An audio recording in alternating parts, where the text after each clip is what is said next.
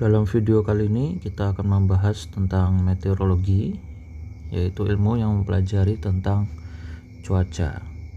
Nah, terutama tentang dinamika-dinamika yang terjadi di dalam atmosfer.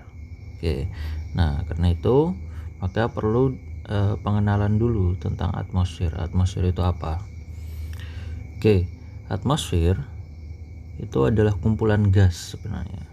Jadi kumpulan gas yang dia masih terikat oleh gravitasinya bumi sehingga dia menyelimuti bumi.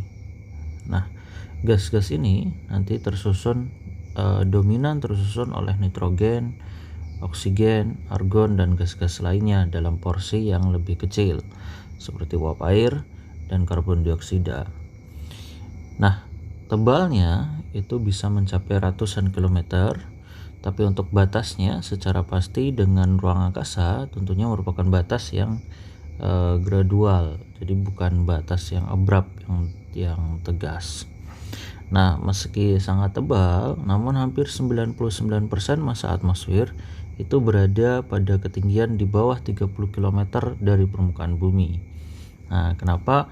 Karena kalau kalian lihat di sini, gambar di samping, ini adalah gambaran tentang partikel udara yang ada di atmosfer. Nah, di sini kita bisa lihat bahwa partikel udara itu lebih dominan berada di bagian bawah, lebih banyak, sedangkan di bagian atas itu lebih sedikit, renggang. Nah, biasanya di bagian atas ini adalah gas-gas yang lebih ringan berupa hidrogen dan helium. Nah, karena partikel udaranya lebih banyak di bagian bawah, maka masanya ya tentu saja akan lebih banyak di bagian bawah. Selain itu, karena partikel udaranya lebih banyak di bagian bawah ini, maka tekanan udaranya akan lebih tinggi dibandingkan tekanan udara di bagian atmosfer atas. Jadi kita punya suatu kondisi udara di mana tekanannya itu lebih dominan di bagian bawah, kemudian semakin ke atas tekanannya akan makin turun.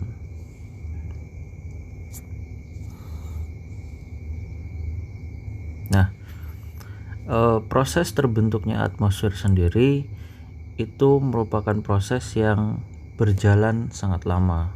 Butuh waktu sekitar 3 miliar tahun untuk membentuk atmosfer yang seperti ini, yang saat ini kita miliki. Karena pada tahap awal pembentukan bumi, saat bumi masih berupa protoplanet, kondisinya masih panas, maka pada saat tahap ini terjadi proses yang disebut sebagai proses akresi. Nah, pada proses akresi ini bumi mengembang. Karena dia ngembang, kemudian nanti setelah mengalami proses akresi, dia mengalami proses kontraksi dan diferensiasi. Nah, pada saat proses kontraksi, bumi mengecil lagi dan dibarengi dengan proses diferensiasi, di mana pada proses diferensiasi ini bumi kemudian berlapis-lapis. Nah, sebenarnya proses berlapisnya bumi ini itu tidak hanya terjadi pada interior bumi saja. Nah, jadi prosesnya itu masih berjalan sampai ke gas yang dia masih terikat oleh gravitasi bumi. Nah, makanya kita pun akan punya suatu kondisi di mana nanti gas-gasnya itu juga mengalami diferensiasi sebenarnya. Jadi ada proses di mana gas-gasnya itu nanti yang berat-berat itu akan berada di bagian bawah, sedangkan yang lebih ringan akan berada di bagian atas. Bahkan ada yang lepas ke atmosfer. Nah, pada saat awal-awal pembentukan bumi, kondisinya masih seperti ini. Nah, kemudian nanti sekitar 3 miliar tahun yang lalu, ketika kerak mulai terbentuk, gas-gas akan keluar dari celah-celah hasil pecahan dari kerak-kerak tersebut gitu. Nah, proses ini disebut sebagai proses outgassing, atau ada juga yang menyebutnya proses degassing. Jadi proses di mana gas-gas yang ada di dalam bumi itu keluar melalui celah-celah yang ada di permukaan. Nah, artinya di sini kita tahu bahwa di dalam bumi itu juga ada gas. Nah, bahwa magma yang ada di dalam bumi itu juga punya kandungan gas ya, yang nanti kalau di geologi disebut sebagai kandungan volatilnya. Oke, nah gas-gas yang keluar ini kemudian diikat oleh gravitasinya bumi dan menjadi bagian dari atmosfer. Proses ini masih terus berjalan. Nah, bahkan setelah terbentuk gunung api. Nah, ketika terbentuk gunung api, maka gasnya masih keluar melalui pusat erupsinya tadi. Nah, jadi melalui lubang-lubangnya masih keluar juga. Dan juga melalui manifestasi gunung api atau manifestasi panas bumi. Nah, gas-gasnya keluar dan proses ini masih terjadi hingga sekarang. Tuh. Nah, selain proses outgassing, terjadi juga proses ekstraterestrial, yaitu proses meteor dan komet impact. Jadi tabrakan meteor dan komet. Nah, apalagi pada saat tahap awal pembentukan bumi, di mana atmosfer bumi itu masih sangat tipis, sehingga benda-benda atau objek langit yang dia tertangkap oleh gravitasi bumi akan jatuh ke bumi dan dia bisa menembus sampai ke permukaan.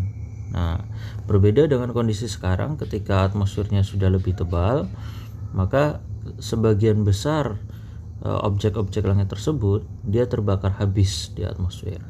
Nah, tapi pada saat kondisi awal pembentukan bumi di mana atmosfernya masih tipis, meteor dan komet ya, jadi benda-benda langit yang terikat oleh gravitasi bumi berupa meteor dan komet jatuh ke bumi sampai ke permukaan.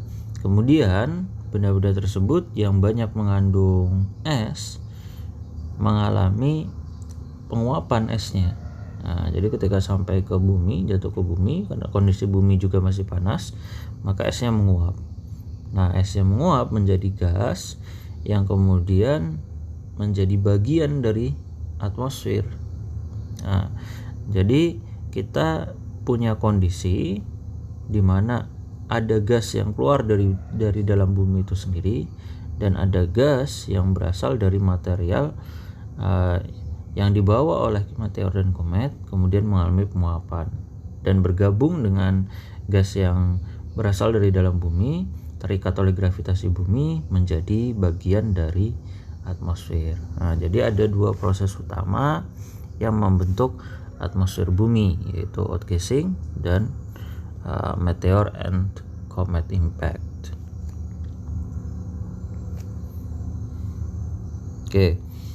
Nah, setelah dia mati lagi, ternyata atmosfer itu punya struktur vertikal. Nah, jadi atmosfer ini nanti bisa dibagi menjadi beberapa bagian-bagian. Nah, berdasarkan kemiripan dan perbedaan dari masing-masing bagian tersebut ya. Nah, di sini contohnya gambar yang tengah ini adalah pembagian atmosfer berdasarkan temperatur dan ketinggiannya. Nah, kalau kita lihat grafik yang merah itu adalah grafik temperatur. Nah, di sini kita bisa bagi atmosfernya menjadi 4 bagian. Nah, ada troposfer, yaitu bagian yang paling bawah ya, bersentuhan langsung dengan permukaan. Itu kurang lebih sampai ketinggian sekitar 12 km. Namun ketinggian ini bervariasi ya, tergantung posisinya apakah di ekuator atau lebih ke arah kutub, karena atmosfer itu di bagian ekuator itu lebih tebal dibandingkan di bagian kutub. Nah, ini tentu saja berkaitan dengan gaya sentrifugal ya, di mana pusat spinningnya itu ada di bagian ekuatornya. Nah, sehingga di situ jadi lebih tebal. Oke, nah sini ada troposfer ya sampai ketinggian sekitar 12 km. Kemudian di atasnya itu ada stratosfer sampai ketinggian sekitar 50 km. Lalu di atasnya lagi ada mesosfer dari ketinggian sekitar 50 tadi sampai 85 km, dan di atasnya lagi ada termosfer. Nah, di atas ketinggian 85 km. Nah, di antara bagian-bagian tersebut ada layer batas. Nah, layer batas ini adalah lapisan transisi ya. Jadi dia sebenarnya bukan cuma garis seperti ini, tapi berupa layer transisi, di mana pada layer-layer ini kondisi suhunya relatif tetap, jadi belum mengalami perubahan secara signifikan. Nah, di sini kita bisa lihat antara troposfer dan stratosfer itu ada tropopause, kemudian antara stratosfer dan mesosfer ada stratopause, dan antara mesosfer dengan termosfer ada mesopause. Oke, nah kita lihat profil suhunya yang warna merah, garis warna merah ini. Kita bisa lihat di sini bahwa di bagian troposfer suhu itu menurun dengan bertambahnya ketinggian. Nah, jadi misal di sini suhu permukaannya sekitar 20 ya, 20 derajat Celcius. Nah, makin ke atas suhunya makin turun. Kemudian di puncak dari troposfer itu suhunya mencapai sekitar minus 60 derajat Celcius. Kemudian masuk ke tropopause. Nah, di tropopause ini dia relatif stabil dulu, tetap suhunya. Kemudian masuk ke stratosfer, suhunya naik secara signifikan ya. Jadi dia naik suhunya sampai di puncak stratosfer itu suhunya sekitar 0 derajat Celcius. Nah, kemudian masuk ke stratopause ya, kembali relatif stabil lagi. Kemudian suhunya turun di mesosfer, turun sampai pada puncak mesosfer suhunya mencapai minus 90 derajat Celcius. Nah, ini adalah suhu terdingin di atmosfer. Nah, dari sini kemudian suhunya naik. Nah, suhunya naik secara signifikan ya. Nah, ini bisa sampai suhu sekitar 1000 sampai 1500 derajat Celcius, tergantung dari aktivitas matahari. Oke. Nah, berdasarkan perbedaan ini, jadi berdasarkan perbedaan di mana temperatur atmosfer itu ada yang dia turun dengan bertambahnya ketinggian, kemudian naik dengan bertambahnya ketinggian, maka atmosfer ini dipisah-pisahkan. Jadi bagian ketika dia turun kemudian berubah jadi naik, di situ dikasih batas. Kemudian dari yang naik menjadi turun, suhunya dikasih batas, dan seterusnya. Makanya kita punya 4 bagian atau 4 lapisan atmosfer ini. Seperti itu. Nah, di sini juga kita bisa lihat ya, ada beberapa ilustrasi seperti misalnya di bagian troposfer itu ada gambar awan. Nah, ini sebenarnya dia ingin menunjukkan bahwa proses cuaca itu terjadinya di troposfer. Nah, awan ini kan bagian dari proses cuaca ya, itu terjadinya di troposfer, dan ketika dia sampai di tropopause, nah itu proses cuacanya tidak naik lagi ke stratosfer ya, tapi dia nyebar nih, awannya nyebar. Nah, karena dia tidak bisa menembus lapisan tropopause ini ya, kecuali pada kondisi-kondisi tertentu ya, di mana potensial energinya cukup besar. Nah, kemudian di stratosfer, di sini di ketinggian sekitar 25 km itu ada suatu lapisan ya, yang disebut sebagai lapisan ozon. Nah, ozon maksimum itu di ketinggian 25 km. Ini nanti yang menjadi sumber panas untuk lapisan stratosfer ya. Karena ozon ini dia menghalau gelombang UV ya. Gelombang di spektrum UV untuk sampai ke permukaan bumi. Nah, karena itu kan gelombang energi tinggi ya, jadi berbahaya untuk organisme di bumi. gitu. Kalau stratosfer tadi sumber panasnya ozon ya, dapat dari ozon ini, dari sinar UV yang ditangkap oleh ozon, dihalangi oleh ozon ya. Kalau troposfer itu dapatnya dari permukaan. Nah, karena permukaan bumi itu juga memancarkan radiasi ya. Ketika dia menerima panas, nah nanti suhunya akan meningkat. Nah, karena dia punya suhu, maka si bumi ini sendiri dia akan memancarkan radiasi. Nah, karena suhunya tidak terlalu tinggi, maka radiasi yang dipancarkan itu relatif pada gelombang yang lebih panjang ya, biasanya pada gelombang inframerah. Nah, kemudian radiasi ini yang memanaskan permukaan bumi. Nah, sehingga di bagian bawah relatif dekat dengan permukaan itu suhunya lebih tinggi. Kalau termosfer itu sumber panasnya adalah energi yang dipancarkan oleh matahari ya. Jadi sama dengan stratosfer, dia juga dari gelombang elektromagnetik yang dipancarkan oleh matahari. Karena dia lebih dekat dengan matahari, maka lebih banyak menerima energi. Nah, sehingga di sini di bagian termosfer itu suhunya bisa tinggi. Kemudian di bagian mesosfer, nah mesosfer ini tidak punya sumber energi khusus ya, makanya di sini suhunya itu paling dingin. Nah, namun ada suatu fenomena di mesosfer yang cukup menarik ya. Jadi meteor itu terbakarnya itu di bagian mesosfer, biasanya habis terbakar di bagian mesosfer. Walaupun proses pembakarannya itu ya sudah terjadi semenjak di termosfer. Nah, terbakar dan biasanya dia akan habis di bagian mesosfer, di lapisan terdinginnya atmosfer. Oke, kemudian di termosfer itu juga ada fenomena yang unik ya, yaitu aurora. Nah, di Planetary Science waktu membahas tentang tata surya, kita juga sudah membahas tentang aurora. Nah, aurora ini sebenarnya suatu fenomena yang terjadi akibat adanya tubrukan partikel ionik dengan partikel udara.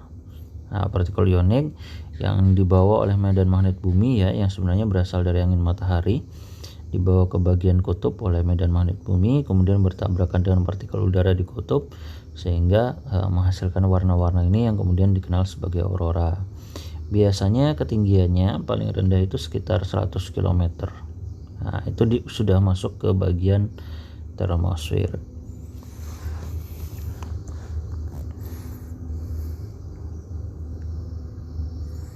Nah, di sini troposfer kalau kita lihat lebih detail lagi, di sini misalnya grafik ini ya, yang di gambar sebelumnya terlihat hanya seperti garis lurus saja, tapi kalau kita lihat pada kondisi sebenarnya itu tidak murni penurunannya itu linear. Nah, di sini kan terlihat seolah linear, jadi lurus terus turunnya.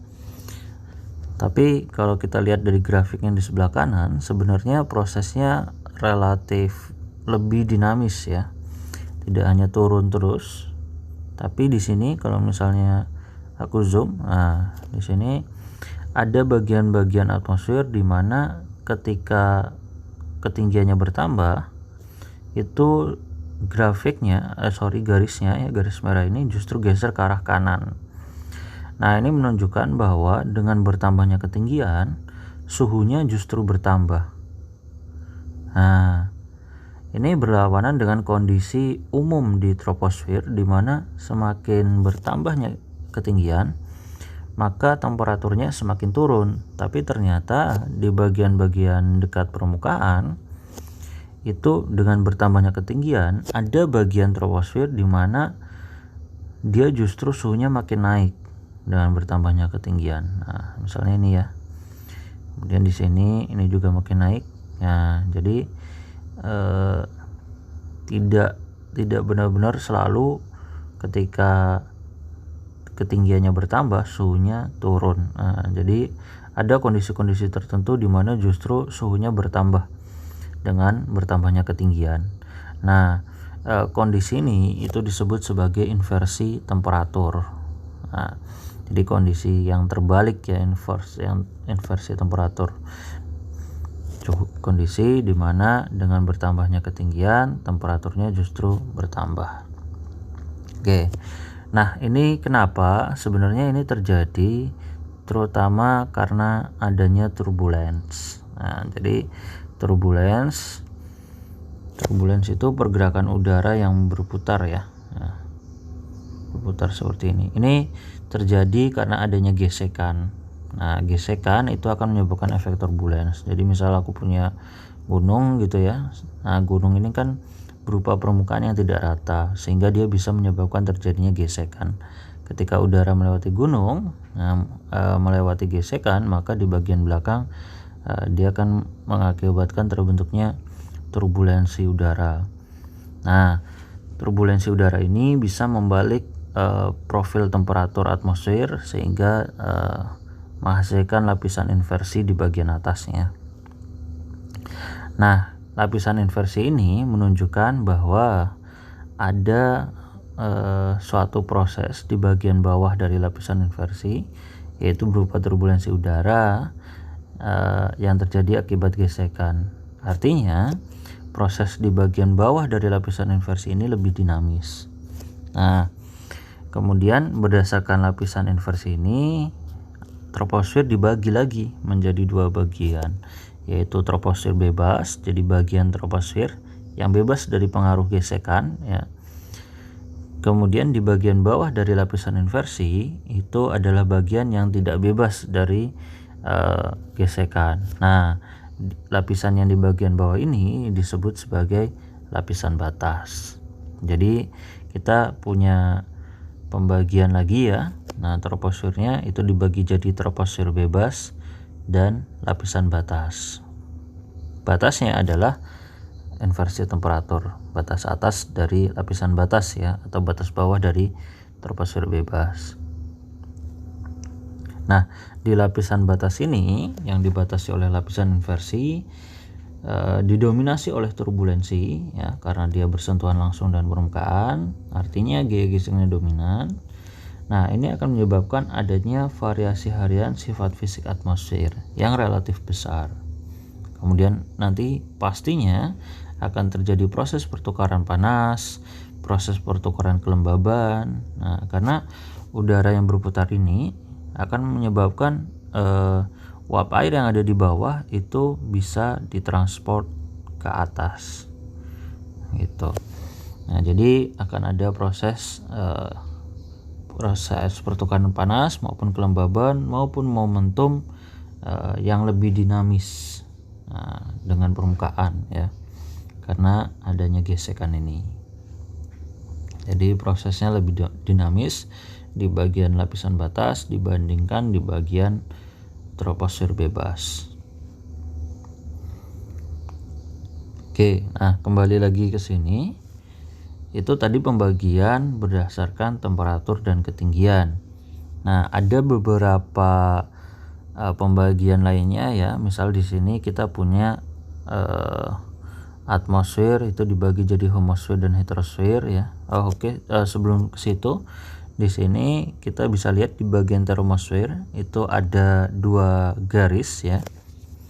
Jadi ada garis yang warna kuning dan garis warna merah. Nah, ini menunjukkan kondisi termosfer pada saat aktivitas matahari yang berbeda. Nah, di garis yang kuning itu menunjukkan kondisi average sun, jadi kondisi matahari yang relatif rata-rata. Kondisi normalnya itu suhu termosfer mencapai sekitar 1000 derajat Celcius ya.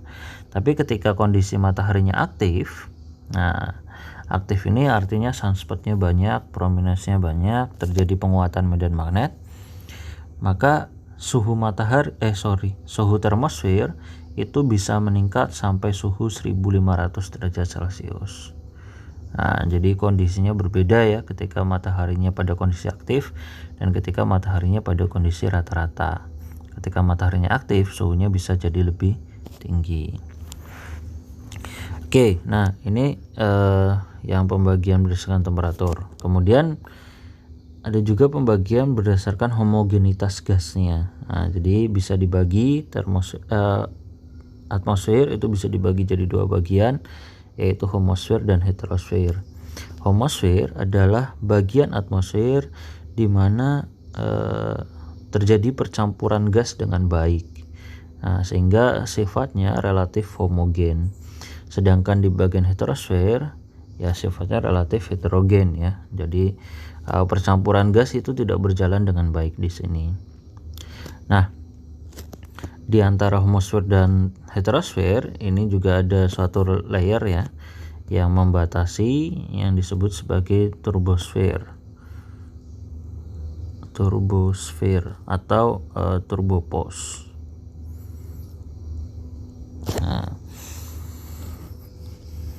Nah, di bagian homosfer ini percampuran gasnya relatif baik ya. Kenapa? Karena kalau kita ingat tadi partikel udara di bagian bawah itu lebih berdekatan ya, lebih banyak, lebih berdekatan sehingga percampuran itu akan lebih baik.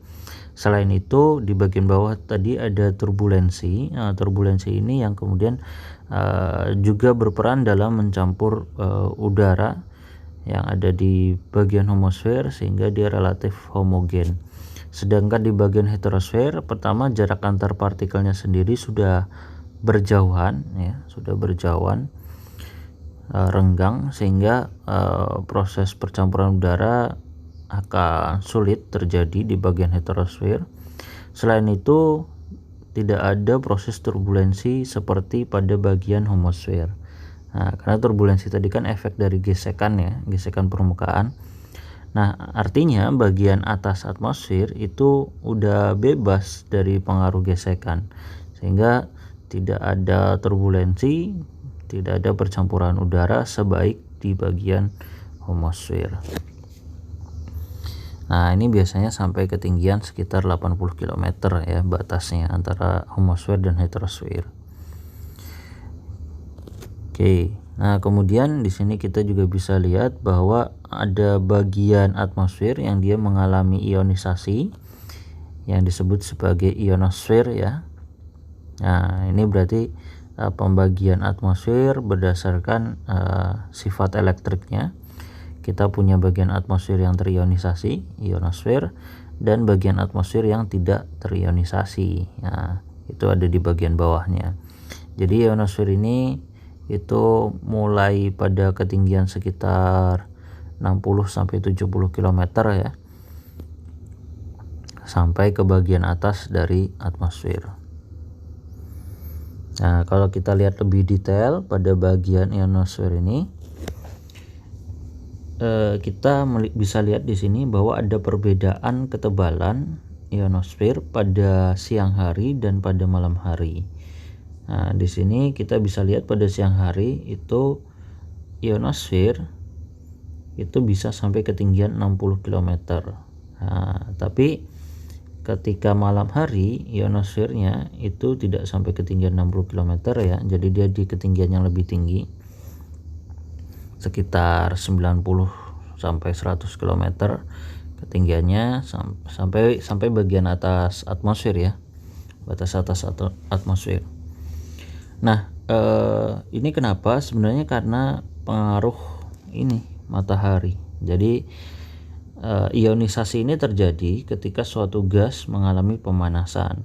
Nah, yang memanaskan gas tersebut siapa? Matahari. Jadi radiasi matahari lah yang menyebabkan ada bagian atmosfer yang mengalami ionisasi. Nah, ketika siang hari tentu saja sinar matahari itu penetrasinya lebih dalam ya, ke bagian atmosfer lebih dalam, sehingga kita punya ionosfer yang lebih tebal. Nah, di sini ada tiga layer ya, ada layer D, E, dan F. Tapi ketika malam hari, ketika matahari sudah terbenam, maka penetrasinya tidak setinggi saat ada matahari. Nah, sehingga efeknya kita punya ionosfer yang lebih tipis. Nah, lapisan D, lapisan paling bawah tadi hilang, dan bahkan sebagian dari lapisan E itu juga hilang. Nah, ini juga berpengaruh kepada gelombang radio ya yang dipancarkan di permukaan, karena lapisan D dan E ini itu cenderung menyerap gelombang radio, sehingga ketika tebal pada siang hari gelombang radionya akan diserap, sehingga transmisi gelombang radionya jangkauannya tidak sejauh saat malam hari. Ketika malam hari, ketika lapisan D dan sebagian lapisan E nya hilang, jangkauan gelombang radionya bisa lebih jauh. Seperti itu. Itulah kenapa kadang kita lebih jelas mendengarkan radio pada malam hari dibandingkan siang hari.